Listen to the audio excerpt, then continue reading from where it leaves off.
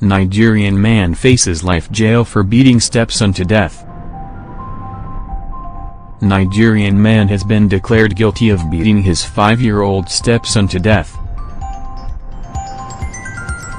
The jurors of the court was said to have heard that the accuser took his stepson with him to pick up DVDs from his friend's place on November 20, 2016.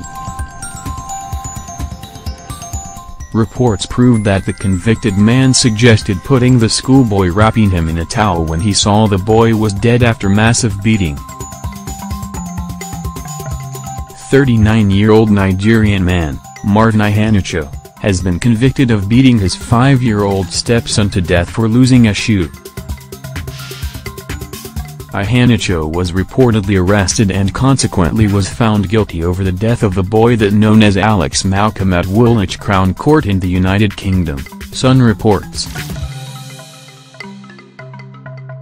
Nigerian.com gathered that all the efforts made by the deceased's mum, identified as Lily Abrihitri, to save her boy after the massive beating proved abortive.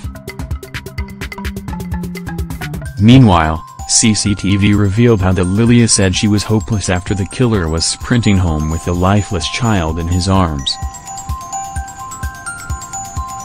Meanwhile, the jurors of the court was said to hear that Ihanacho had taken Alex with him to pick up DVDs from his friend's place on November 20, 2016.